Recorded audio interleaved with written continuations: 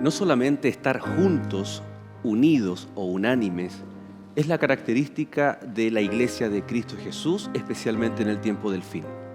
La unidad en la fe es muy, pero muy importante.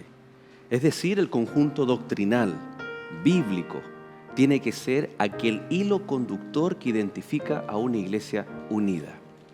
Podemos ser diferentes, podemos tener diferentes opiniones, pero una de las cosas es que nuestra fe debe estar normada por la palabra de Dios. Es decir, aquello que tú crees tiene que ser lo mismo que yo creo. Y así logramos una unidad en Cristo Jesús por medio de su palabra. No te separes. Bienvenidos a Lecciones de la Biblia en este capítulo muy especial de la unidad a través de la fe.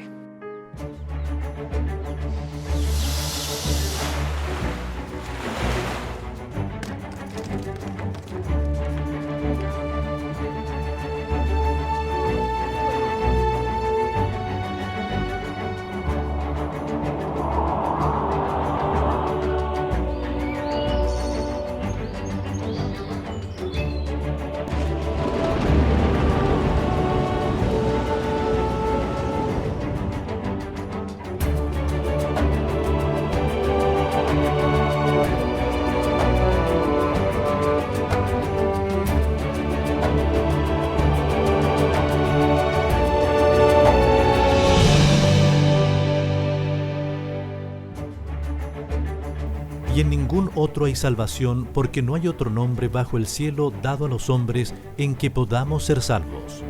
Hechos, capítulo 4, verso 12.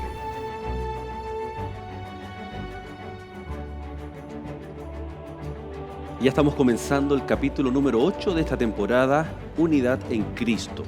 ¿Cuán importante es lo que creemos? Si consideramos y damos por sentado de que es la palabra de Dios, ¿la estamos interpretando como la palabra de Dios lo expresa? ¿Estamos alterando alguna creencia bíblica para nuestra conveniencia y ahí se diversifica nuestra fe? Alguien por allí dijo, si Cristo es uno solo, si la Biblia es una sola, ¿por qué existen tantas iglesias, tantas religiones o tantas denominaciones dentro del mismo cristianismo? Preguntas que vamos a ir desarrollando a través de con nuestros invitados. Pastor Eberantío, muchas gracias nuevamente por acompañarnos. Pastor Joel, siempre es un gusto estar con ustedes, participando acá de Lecciones de la Biblia, donde enriquecemos también el conocimiento de la palabra de Dios. Ya está como en casa, ¿no? Exacto. Muy bien. Jorge Atalido, nuevamente una semana más con nosotros. Muchas gracias, Jorge, por aceptar esta invitación. El agradecimiento es mío, es una bendición en estas instancias para poder abrir la palabra de Dios. Yo quiero compartir con usted algo bien especial. A mí siempre me reclaman. Y no son los hermanos o los amigos de iglesia, sino la familia. 10 segundos, Jorge, para mandar un saludo, tal vez a la distancia aquella, a tus amigos, familias. Claro, aprovecho la oportunidad de enviar un saludo a toda mi familia en Venezuela, a mi papá, a mi mamá, Jorge y Zoila, son nombres que se encuentran en este momento y sirven a Dios precisamente también en la iglesia, así que un saludo especial para ellos. Muy bien, Nuevo Tiempo también, de alguna forma a través de las ondas, ¿no? de televisión, de la internet, uniendo ahí, estrechando lazos. Y como bien decíamos el capítulo anterior, Jorge se desempeña como controlador de lo que es nuestra radio, aquí en Chile, Radio Nuevo Tiempo. Así que, Pastor, ¿cuántos segundos dijimos? 10 segundos habíamos 10 dicho. segundos, 10 ok, segundos. sus 10 segundos. Quiero enviar un cariñoso saludo a mi esposa, a mis hijos, también a mis padres en la ciudad de Temuco y también a toda la familia acá de la Iglesia Adventista en Santiago. Bueno, yo quiero hacer un saludo muy especial a una de nuestras amigas que nos sintoniza y que ha dejado un mensaje o siempre está a través de la plataforma de YouTube. Y recuerde usted, esperanza@nuevotiempo.org. Su nombre es Elba Moreno y ella nos ve desde los Estados Unidos, así como hay muchos amigos en Centroamérica, Sudamérica, tenemos en Europa también, nos llegan saludos desde Rotterdam. Yo sé que tú sabes, pero tienes que estar atento, voy a dar tu nombre también. Elba Moreno, muchas gracias, un cariñoso saludo para ti también, junto a tu familia. Y también aquí en Chile tenemos amigos que nos ven. Yo quiero aprovechar de dar un saludo también a Julio Valenzuela, que nos ve junto a su familia desde la ciudad de Constitución, de la 7ª región hacia el litoral costero. Así que estamos un poquito representando a gente que nos ve no solo en Sudamérica a través de Nuevo Tiempo, sino también a través de Internet por todo el mundo, ¿no? ¡Qué bendición! Y para orar por ellos también, y para que el Señor nos dirija en el estudio de su palabra, Jorge, por favor, dirígenos en oración. Oremos. Amante Padre que estás en los cielos, santificado sea tu nombre. Señor, ahora al abrir tu palabra, nos encomendamos a ti para que tu Espíritu Santo hable a nuestras mentes y corazones. Y cada amigo que nos acompañará en esta lección, que tú también estés con él allí, Señor, y hables a su vida. Te lo pedimos en el nombre de Jesús. Amén. Amén. Amén. Primera pregunta, dijo el profesor, para recordar un poco, ¿no? Aquellos tiempos. Y era la que hacíamos al comienzo, ¿no? En la introducción. Un solo Dios, una sola Biblia. Es cierto, en diferentes versiones o traducciones. Pero ¿por qué se deriva en tantos credos, o en un credo pero entendido de diferentes formas, y por ende redunda también en tantas iglesias o denominaciones cristianas? Tal vez una de las razones por las que hay distintas creencias dentro del cristianismo es porque hemos privilegiado las tradiciones que por mucho tiempo se han enseñado. Es una de las razones. Ujú. Tal vez otra de las razones por las que también surgen muchas creencias es porque cuando vamos a la palabra de Dios, muchas veces no vemos lo que ella enseña en su conjunto. Es como un rompecabezas. Para comprender la imagen de un rompecabezas tenemos que tomar varias partes del mismo, porque solamente una pieza o dos no nos van a dar una perspectiva correcta. Debemos estudiar la palabra de Dios en su totalidad, porque en su totalidad contiene y nos da también el mensaje del Señor para nosotros. Podemos tal vez ponernos en el lugar de alguien que no es cristiano y estar hablando de la unidad y ver el cristianismo actual. ¿Estamos unidos? Y tal vez se hacen esfuerzos ecuménicos por unidad, pero el ecumenismo es la unidad a la cual la Biblia, especialmente el Señor Jesús, encomendó a su iglesia. Sin lugar a dudas, no. La palabra de Dios habla que debemos estar unidos en la verdad. Y la verdad se encuentra en la palabra de Dios. Si no estamos unidos en eso, entonces no puede existir la unidad. Ujú. Ahora, el título de la lección de hoy, ¿no? De este capítulo es Unidos en la fe, es decir, en lo que creemos y vivimos. No es solamente una aprobación intelectual, sino también un estilo de vida. Nuestra creencia tiene que ser un estilo de vida. Y vamos a ver algunos pilares fundamentales que tienen que ver con nuestra fe, la fe del cristianismo, que debiera unirnos, o al menos aquella iglesia bíblica que siga los consejos y la voluntad del Padre a través de la Biblia, tiene que unirse a través de estos puntos de fe o doctrina, ¿no? A través de la historia, pastor, ¿hemos estado más de acuerdo o tal vez ha habido desacuerdos doctrinales? A lo largo de la historia, lamentablemente, han habido muchos desacuerdos doctrinales. Y tal vez una de las razones, como lo mencionábamos recién, ha sido porque hemos privilegiado más algunas tradiciones. E incluso podemos percibir que en el mundo actual la palabra de Dios como texto ha sido puesta en segundo lugar. Debemos reconocer que en muchos lugares se privilegia más lo que dice un líder religioso, lo que dice un pastor, lo que dice un ministro, en lugar de poder ir y escudriñar la palabra de Dios por nosotros mismos y descubrir qué es lo que enseña realmente. Cuando nosotros sacamos la Biblia del panorama, tenemos dificultades y empezamos a especular. Ahora, la tradición es un problema. ¿Qué pasa si estamos en un contexto en donde no creemos en la tradición o no se considera solamente la Biblia? Pero ¿por qué razón yo leo un texto y Jorge lee otro texto y aquí está la palabra clave, lo interpretamos de forma distinta y fundamentamos nuestro credo en la comprensión individual que cada uno tiene? Y cuando hablo, estoy dando el ejemplo aquí entre nosotros, ¿no? Pero puede ser una iglesia, puede estar representando otra iglesia, o una escuela teológica, o una escuela de interpretación. ¿Cómo debiera leerse y entenderse entonces las Escrituras? Bueno, la semana pasada estamos viendo cómo la iglesia primitiva solucionaba los problemas. Y lo hacía a través de la oración y lo hacía encomendado a la obra del Espíritu Santo. Cuando vamos a la palabra de Dios, debemos tener en cuenta primero esos recursos. No debemos ir con una preconcepción de lo que queremos encontrar en la Biblia. Debemos ir con un corazón abierto y mente abierta en oración y encomendados al Espíritu Santo para que Él nos pueda hablar las cosas que necesitamos escuchar y que están expresas explícitamente en su palabra. ¿Cuál es el mayor principio de la interpretación bíblica? Toda la Escritura es inspirada por Dios y la Biblia es su propia intérprete. Yo no puedo interpretar la palabra de Dios de acuerdo con mi percepción o tal vez de acuerdo a mi cosmovisión. Recordemos nosotros también que la palabra de Dios fue escrita también en un contexto diferente hace miles de años atrás y en una cultura diferente.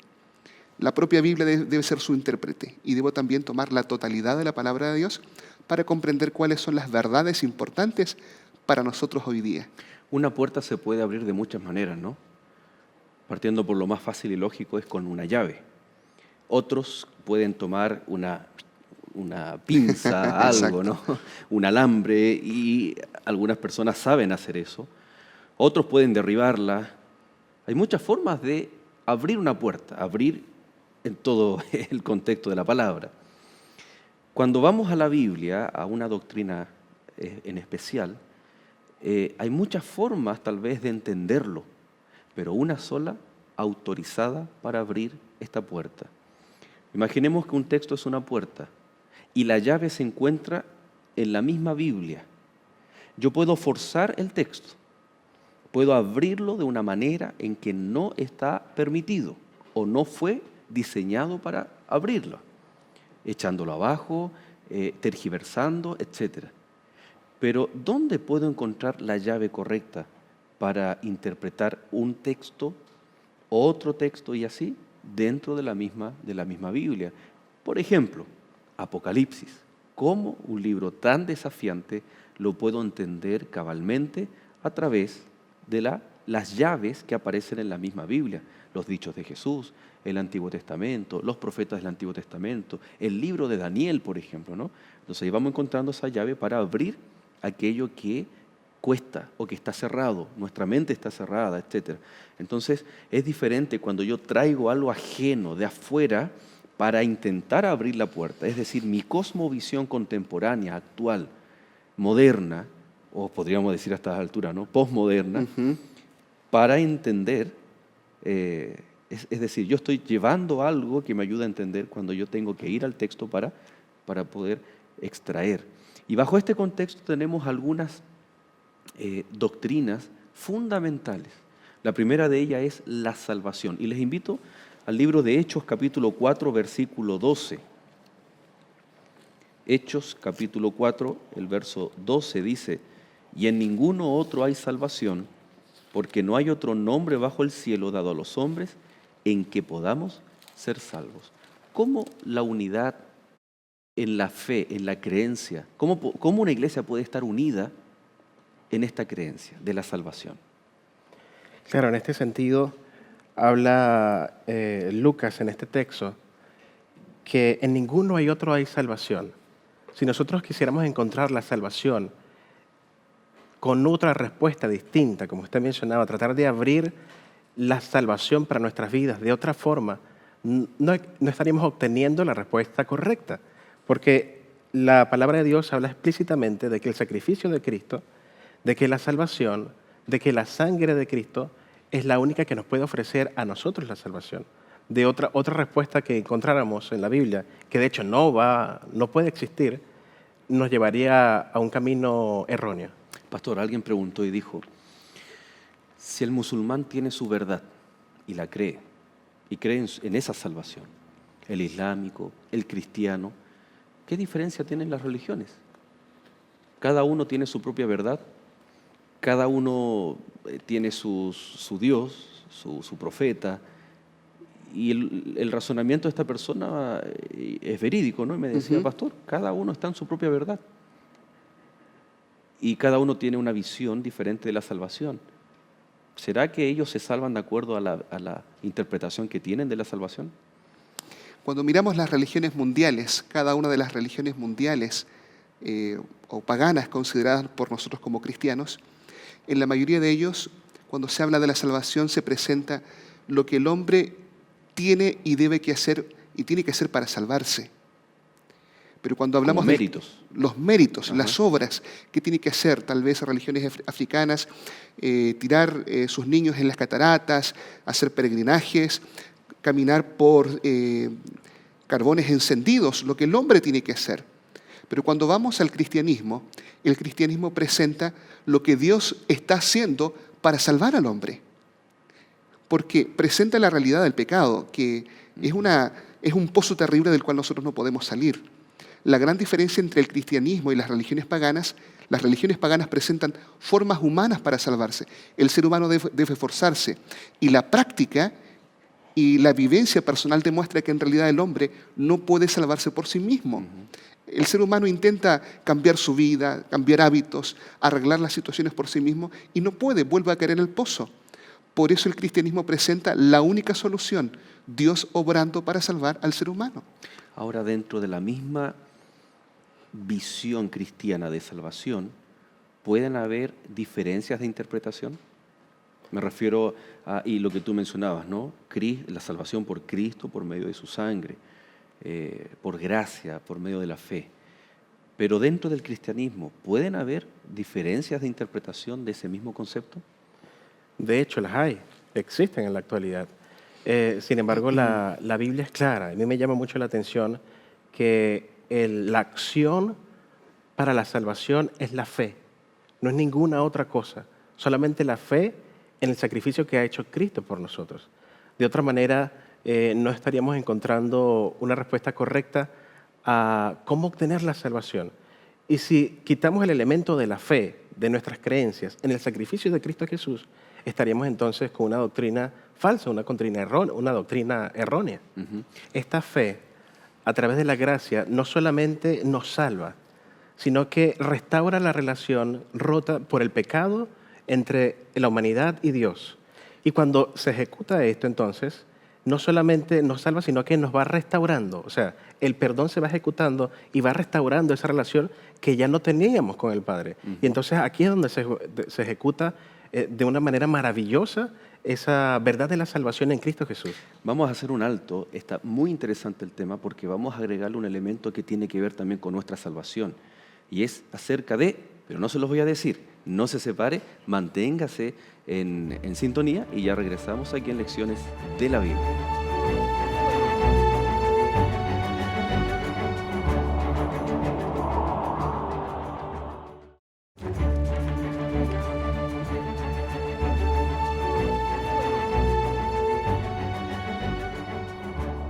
Gracias por seguir en compañía en este segundo bloque de Lecciones de la Biblia.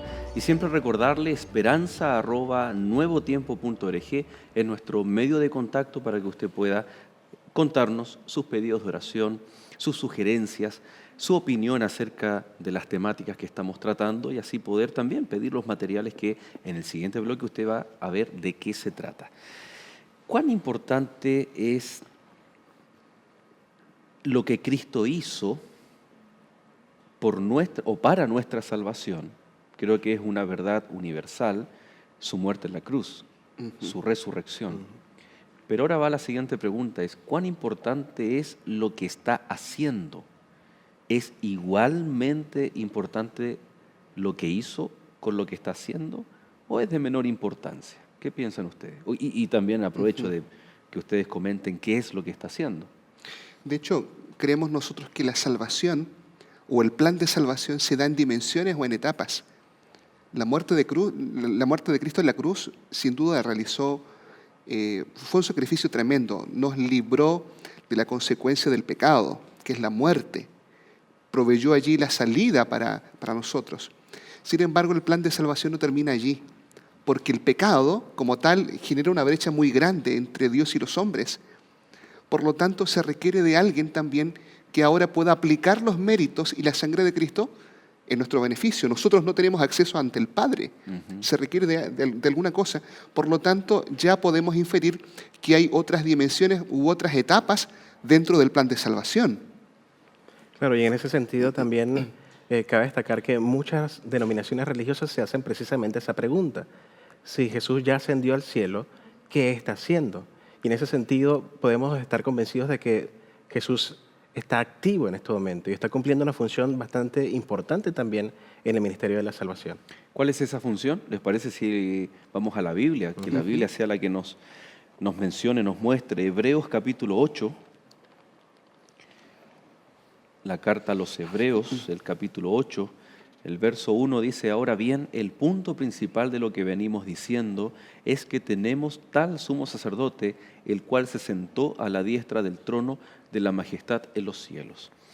¿Quién es este sumo sacerdote? Apocalipsis 3:21 lo dice, ¿no? Al que venciere, está hablando un mensaje directamente de Cristo, al que venciere, le permitiré que se siente conmigo en el trono, así como yo me he sentado. O sea, si vamos juntando todos los textos, todas las llaves que nos ayudan a abrir esta doctrina bíblica, nos encontramos Jesús ascendiendo al cielo. Y ahí está la incógnita que Jorge decía: ¿de dónde? ¿Qué está haciendo?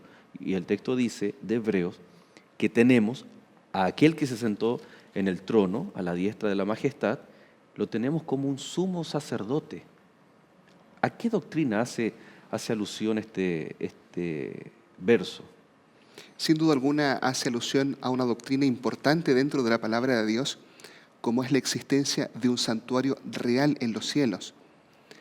Cuando el Señor mandó allí a que Moisés juntamente con el pueblo construyesen un santuario que en primer lugar fue una tienda y luego un templo, el templo de Salomón, entendemos nosotros que las ceremonias y ritos que ocurrían allí eran una técnica pedagógica que el Señor utilizaba para representar el plan de salvación y algunas etapas que se iban a desarrollar. Si hay un sumo sacerdote celestial, esto ya de por sí mismo nos da la idea de que debe haber un santuario celestial. Y la palabra de Dios lo afirma así en muchos pasajes, claramente. Sí. Ahora, ¿qué tiene que ver? Ahora, debemos conectar, ¿no?, lo que hablamos en el primer bloque, la salvación, con lo que Cristo está haciendo ahora en el santuario. Ya algo el pastor mencionaba, ¿no?, de que hay que hacer algo también con nuestros pecados. ¿Cuál era el rol de un sumo sacerdote en el pasado y ahora en la actualidad en la persona de Cristo Jesús en el santuario celestial? Claro, dentro de esa costumbre que tenía el pueblo de Israel expresa en el santuario, el sumo sacerdote una vez al año, en el día de expiación, llevaba un cordero y este cordero, sobre él recaían los pecados del pueblo y este iba a ser presentado en el santuario. De alguna forma el pueblo mostraba o se arrepentía de sus pecados, mostraba sus pecados a Dios esperando un perdón y era sacrificado entonces el cordero como símbolo de Cristo Jesús en la cruz de Calvario con su muerte. Y en la primera epístola de San Juan, en el capítulo 1 y el versículo 9, precisamente habla acerca de esa tarea. Dice: si confesamos nuestros pecados, Él es fiel y justo para que nos perdone nuestros pecados y nos limpie de toda maldad. Esta está muy relacionado precisamente con la tarea y el servicio que se hacía en el santuario. Es decir, el perdón de pecados, esta purificación a la cual tú haces mención, ¿es una realidad también el día de hoy? Y no solamente 2000 años atrás. Exacto, es una realidad. El perdón y la salvación se hacían efectivos en el santuario hebreo no solamente por la muerte del animal. La muerte del animal era muy importante porque Era una etapa. era una etapa. El derramamiento de sangre traía el perdón de los pecados. Pero para hacer efectivo este sacrificio se requería la intercesión de un sacerdote. ¿Por qué razón? Porque el adorador hebreo no tenía acceso al santuario, no podía entrar al santuario, así como nosotros no podemos tampoco tener acceso directo ante Dios.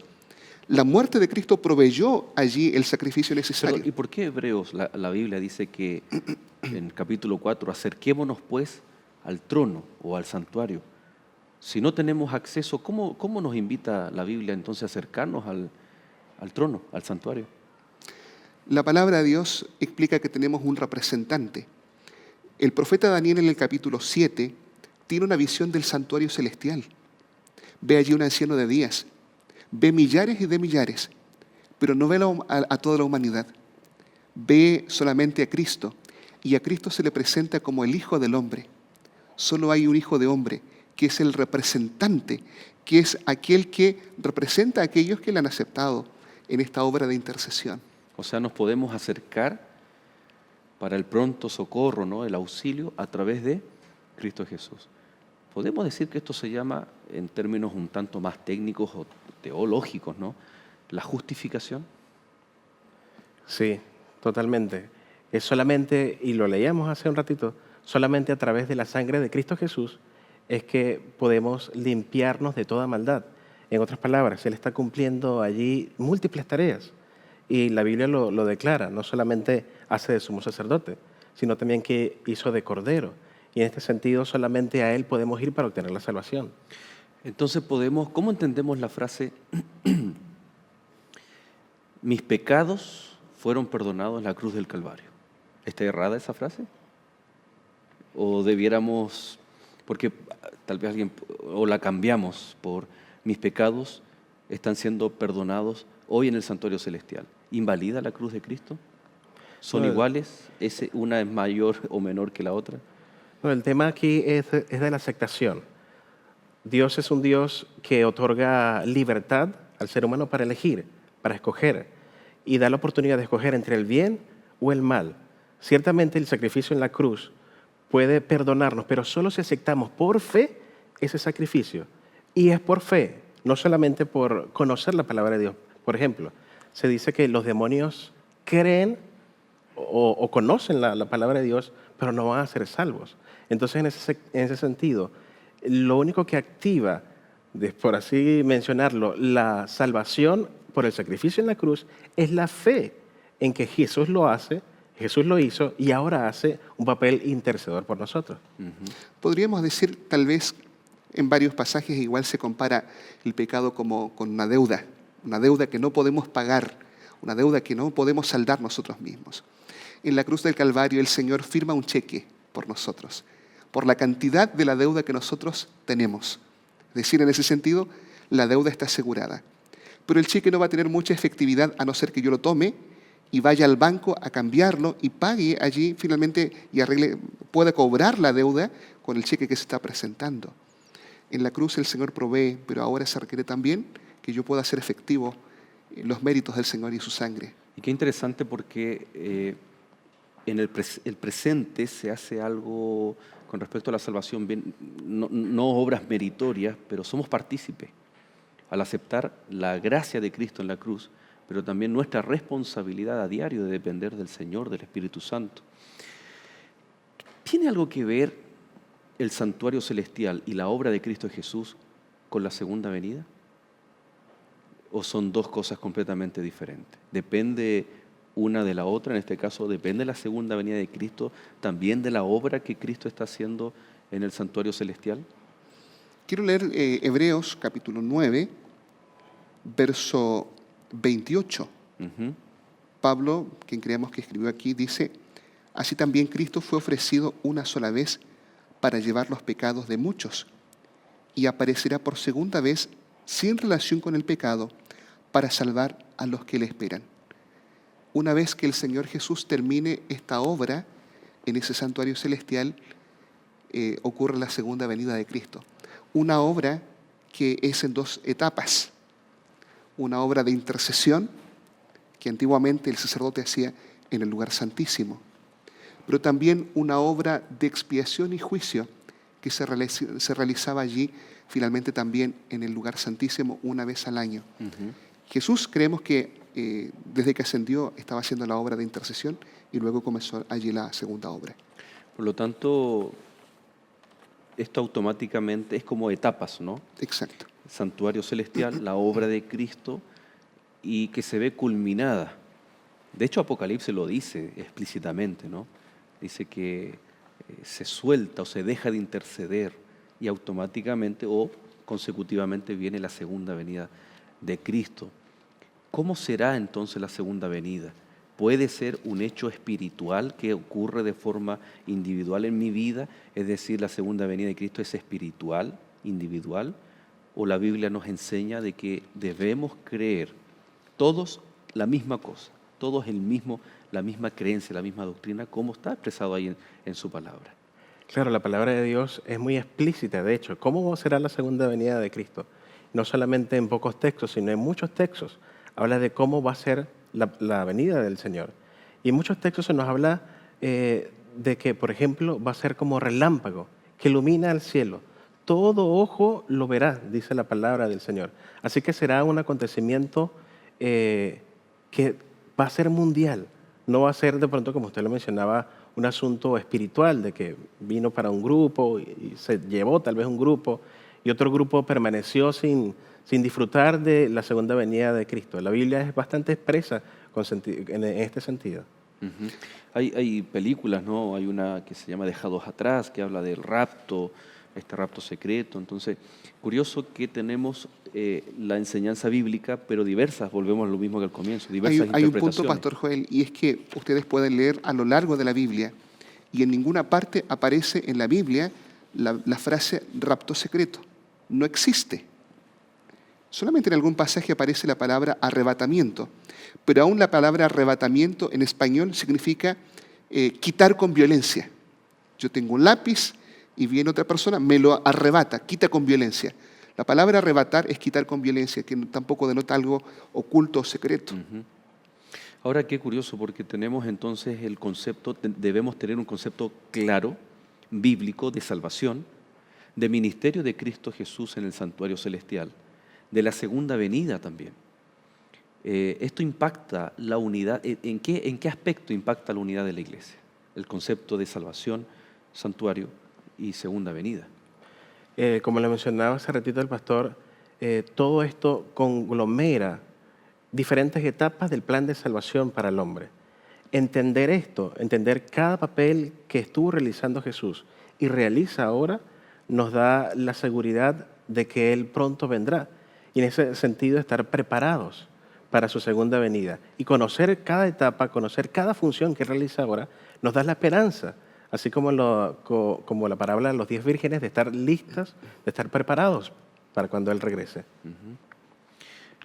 ¿Cómo impacta la fe, lo que creemos en la unidad? Porque si no creemos lo mismo, ¿podemos permanecer unidos? El pueblo de Dios puede tener distintos elementos que llevan a la unidad. Sin embargo, estas creencias fundamentales, bíblicas, creer lo mismo, ayuda no solamente para que podamos mantenernos unidos, sino que cumple también con un propósito específico. El pueblo de Dios como tal, o iglesia, existe no solamente para ser guardador de verdades, no solamente para albergar verdades, sino también para presentar un mensaje al mundo. Si no tenemos claro qué verdades vamos a sostener, que son pilares, tampoco vamos a poder cumplir una misión. La unidad doctrinal en la palabra de Dios nos anima no solamente a tener un sentido especial de identidad, somos guardadores o depositarios de estas verdades, Claro. sino que también ayuda para tener unidad en el cumplimiento de la misión. Ajá. Y debiera ser una respuesta innata, ¿no? Es decir, tenemos estas verdades bíblicas que nos animan automáticamente a comunicarlas a otra persona. Le da sentido a nuestra misión, ¿no? De predicar el Evangelio. Vamos a ver entonces porque en el mundo cristiano podemos creer que Cristo murió en la cruz, hablar de salvación, de segunda venida. Tal vez la doctrina del santuario celestial es un tanto más desconocida para nuestros amigos tal vez que nos sintonizan, y es un desafío para ellos y a la vez una invitación para que al ponerse en contacto con Nuevo Tiempo pidan material en donde poder estudiar la Biblia, no el material es una guía para estudiar la Biblia, lo que decíamos al comienzo, para encontrar esas llaves para ir entendiendo la palabra de Dios. Pero hay algo explícito y que cuesta mucho practicar y que tiene que ver con, y lo vamos a dejar para el siguiente bloque, pero tiene que ver con el día señalado por Dios de adoración, el día de reposo. Y es una verdad bíblica que juntos la vamos a estudiar en el siguiente bloque, así que no se separe, amigo, permanezca en compañía de Lecciones de la Biblia. Ya volvemos.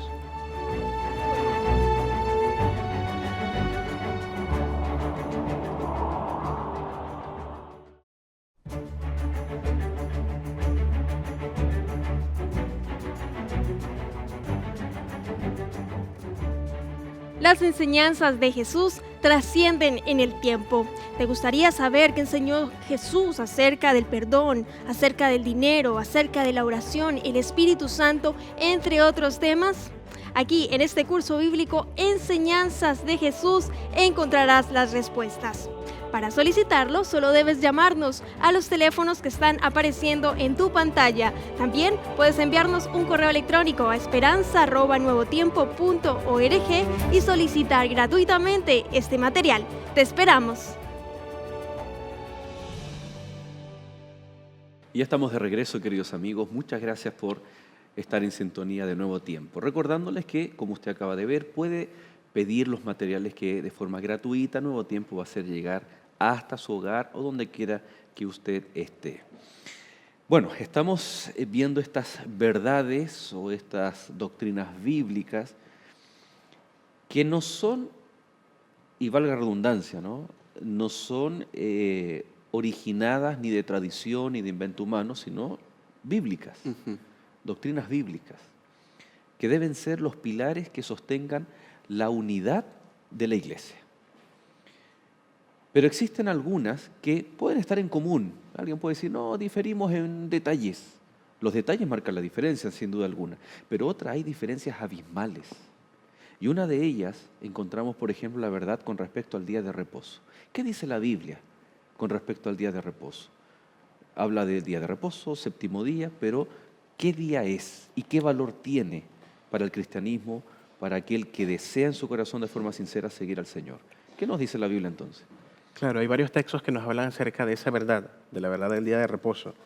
Uno de esos, por ejemplo, es el libro de Deuteronomios, el capítulo 5, y el versículo 12 al 15. Allí la palabra del Señor nos dice lo siguiente en cuanto a este tema tan importante. Guardarás el día del reposo para santificarlo como Jehová tu Dios te ha mandado. 6 días trabajarás y harás toda tu obra, mas el séptimo, que puede traducirse también como sábado, es reposo para Jehová tu Dios. Ninguna obra harás, ni tú, ni tu hija, ni tu siervo, ni tu sierva, ni tu buey. Y aquí habla entonces acerca de cuál es el mandato de Dios con respecto a este día.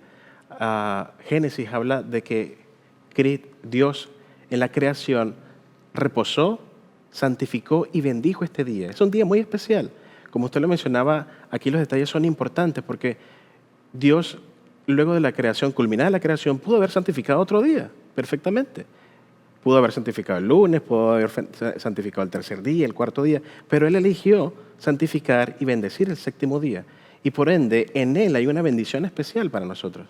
¿Cómo podemos entender? Porque esto para algunos, para nosotros puede ser muy básico, pero tal vez no es tan lógico, porque séptimo día, no hay duda, Dios lo bendijo, lo apartó, descansó, no teniendo Él necesidad, sino dándolo como un precepto y ejemplo. Entonces vamos contando, lunes, martes, miércoles, jueves, viernes, sábado, el séptimo día en la Biblia, ¿será que es el domingo? ¿Cómo podemos responder bíblicamente de que el séptimo día no es el domingo? La palabra de Dios en el libro de Éxodo, en el capítulo 16, si tal vez vamos allí,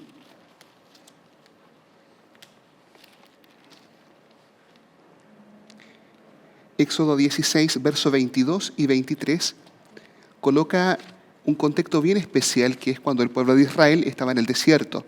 El Señor hacía caer maná todos los días. Y la palabra de Dios explica acá y dice, en el sexto día, verso 22, Éxodo 16, 22, recogieron doble porción de comida. Ellos recogían solamente una porción porque si guardaban para otro día, el maná se echaba a perder. 2 gomeres para cada uno, pero el sexto día ellos recogían doble porción. Y todos los príncipes de la congregación vinieron y se lo hicieron saber a Moisés.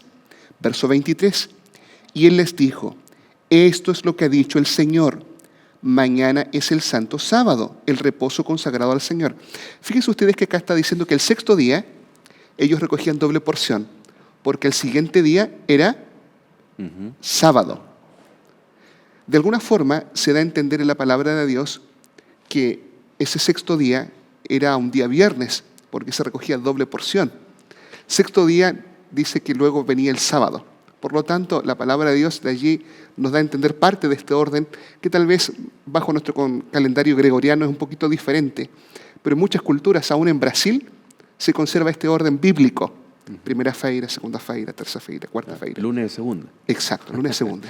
Muy temprano, en el primer día de la semana, vinieron las mujeres al sepulcro y lo encontraron abierto.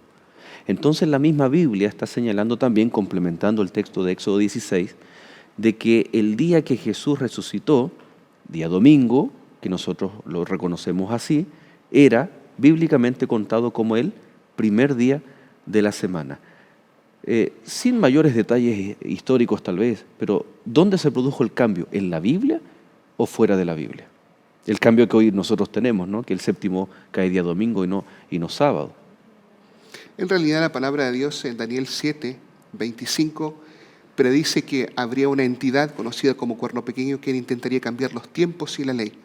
Por lo tanto, el cambio no proviene de la palabra de Dios. Y había un texto de Éxodo 16 que se me había quedado ahí en alto y es el texto clave, que es el verso 26, donde claramente la palabra de Dios dice, 6 días lo recogeréis, más el séptimo día es sábado. Éxodo 16, 26, claramente presenta allí. Correcto. La palabra de Dios no autoriza ningún cambio de día, pero la palabra de Dios también predecía que una entidad iba a cambiar los tiempos y la ley de Dios. Y por eso ahora el séptimo día, en el calendario al menos, es día domingo. Y ahí está tal vez el desafío.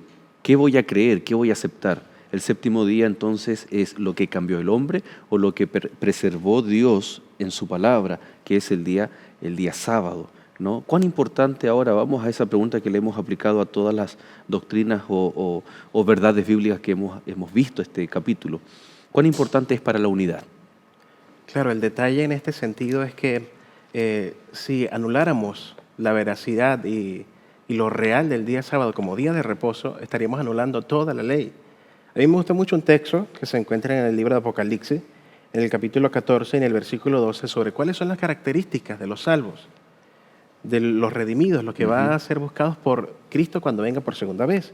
Y allí dice explícitamente, aquí está la paciencia de los santos, aquí están los que guardan los mandamientos de Dios y la fe de Jesús. Yeah. En este sentido, la unidad se da en que adoramos a un Dios creador, adoramos a un Dios que bendijo y santificó ese día y lo puso como señal entre Dios y los hombres. Mira, ahí dijiste justo no estábamos, los amigos van a pensar que estamos en reunión de pauta, que está todo pauteado. Sí. Pero yo tengo aquí Ezequiel capítulo 20, ¿no? Que también ocupa esa palabra que tú señalas que es señal. El verso 20 dice, y santificad mis días de reposo y sean por señal entre mí y vosotros, para que sepáis que yo soy Jehová vuestro Dios. En última instancia, quien debiera ser el protagonista de la unidad es Dios. Y aquí está el argumento, ¿no?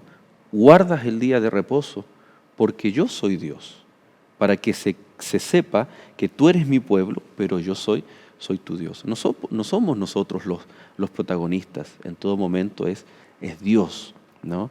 Y cuando vemos a Dios y intentamos hacer su voluntad, entonces vamos a encontrar esa fuerza para hacer la unidad.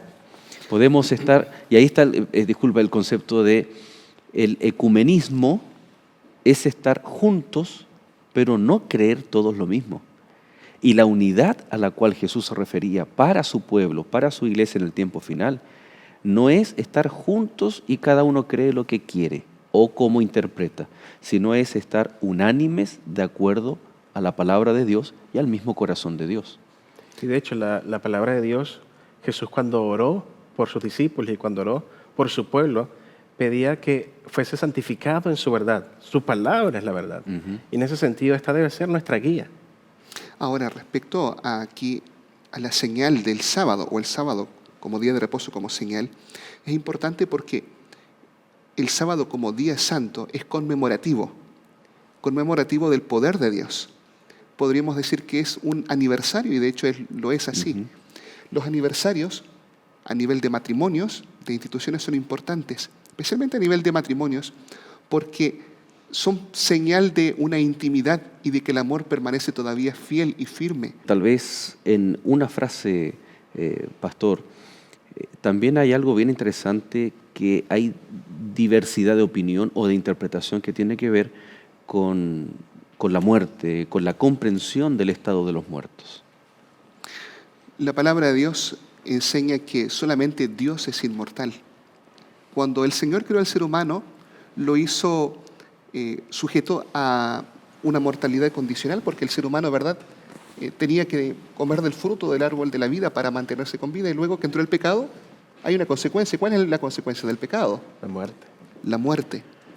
Creemos que somos mortales, y el único mortal es Dios. ¿Cuándo finalmente recibiremos la inmortalidad? Cuando Cristo venga por segunda vez. Cuando el Señor venga. Cuando el Señor venga, entonces transformará este cuerpo corruptible en un cuerpo incorruptible y podremos recién recibir la vida eterna. A la luz de la Biblia creemos que aquellos que están muertos están descansando. Es por eso que cuando el Señor Jesús fue a resucitar a Lázaro, le dice: Lázaro, sal fuera. No le dijo: Lázaro, desciende o sube de algún lugar bajo la tierra. Creemos a la luz de la Biblia que nuestro estado es de mortalidad, y cuando el Señor regrese, recién recibiremos la inmortalidad. Estimados, son algunos de los puntos que vamos nosotros estudiando y que creemos a la luz de la Biblia que son pilares fundamentales para mantener la unidad de la fe. La palabra de Dios siempre nos va guiando, y estos pilares sostienen también nuestra experiencia con el Señor y nos ayudan también a poder tener unidad también con otros hermanos en Cristo. ¿Te parece, Jorge, si vamos con el resumen que tiene el pastor? Por supuesto.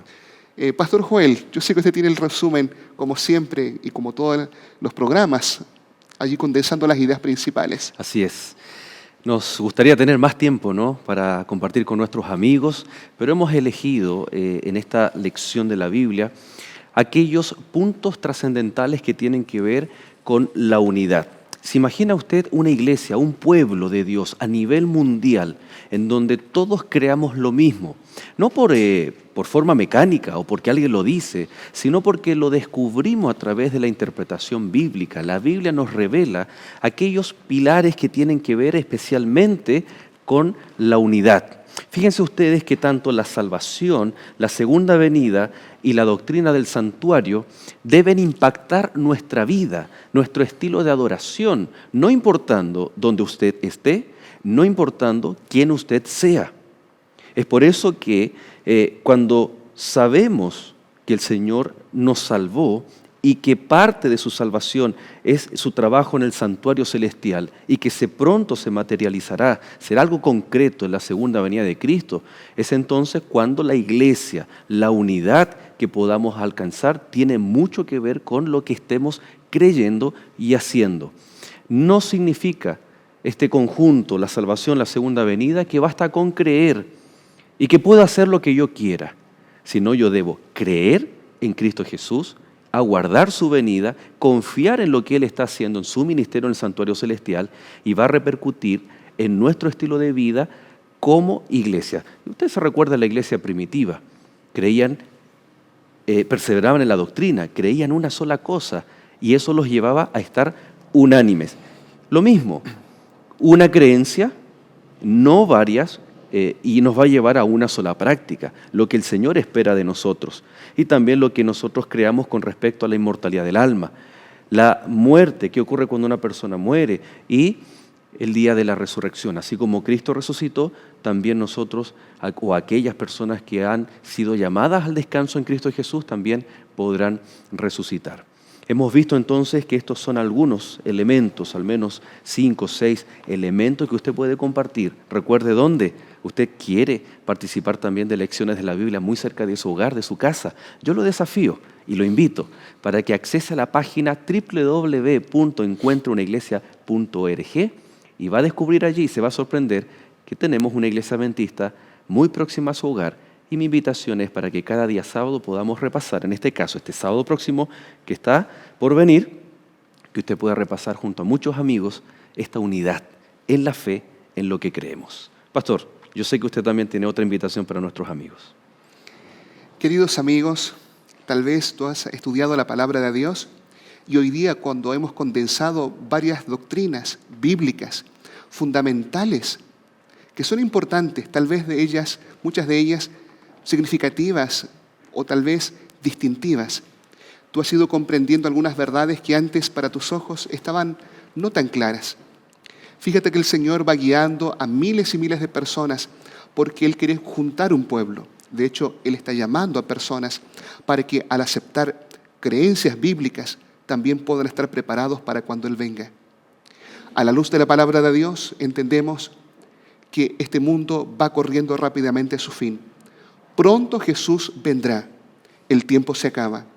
Por eso el Señor ha levantado un pueblo, ha levantado una iglesia para llevar este mensaje de buenas nuevas a cuantas personas no conocen. Porque Él quiere que tú te salves. Él tiene algo mejor para tu vida. ¿Ya has pensado que la vida no tiene sentido? El Señor tiene algo mejor para ti. Estas verdades de un Cristo que está dispuesto a salvar, de un Cristo que tiene una cita contigo, de un Jesús que intercede por ti y de un Jesús que pronto vendrá a buscarte para darte la inmortalidad, es un mensaje importante, pero de nada servirá si tú no lo aceptas. Por eso quiero invitarte para que hagas de Jesús tu amigo, para que al aceptar estas verdades también puedas avanzar. Te invitamos para que participes junto con nosotros en la iglesia, en esta comunidad de fe, donde de alguna forma también estamos presentando este mismo mensaje, porque el Señor tiene planes para ti. ¿Por qué no aceptar a Jesús como tu Salvador? ¿Por qué no permitir que estas verdades también impacten tu vida y las puedas hacer tuyas? Jesús quiere cambiar tu vida, pero por sobre todas las cosas, Él quiere salvarte. Tiene un lugar preparado para ti en el reino de los cielos. Hay una corona hecha a tu medida. Por eso te invito para que tú abras tu corazón, puedas aceptar a Jesús, pero también puedas hacer no lo que una iglesia dice, no lo que un pastor dice, sino lo que la palabra de Dios tiene para ti en tu vida. Haciendo eso, tienes seguridad de que Dios tiene planes también para ti. Vamos a orar al Señor para que Dios nos acompañe en esta hora. Inclinemos el rostro para orar. Padre eterno, damos gracias porque tú siempre has guiado a tu iglesia para que no solamente pueda comprender estas verdades principales de tu palabra, sino que también al comprenderlas puede levantarse un pueblo que predique estas buenas nuevas de salvación a todo el mundo. Muchas gracias, Señor, porque a través de estos medios maravillosos podemos conocer tu palabra y el mensaje que tienes para nosotros. Señor, creemos en ti y te amamos. Te damos gracias, Señor, porque tú quieres salvarnos, pero también te agradecemos porque tu palabra siempre sale victoriosa y porque en este tiempo estás restaurando verdades importantes para nosotros. Te abrimos nuestro corazón, queremos recibirte como nuestro Señor y Salvador, pero al mismo tiempo, Señor, también queremos seguir tu voluntad de acuerdo con tu palabra, tal como lo has revelado. Queremos seguir tus enseñanzas.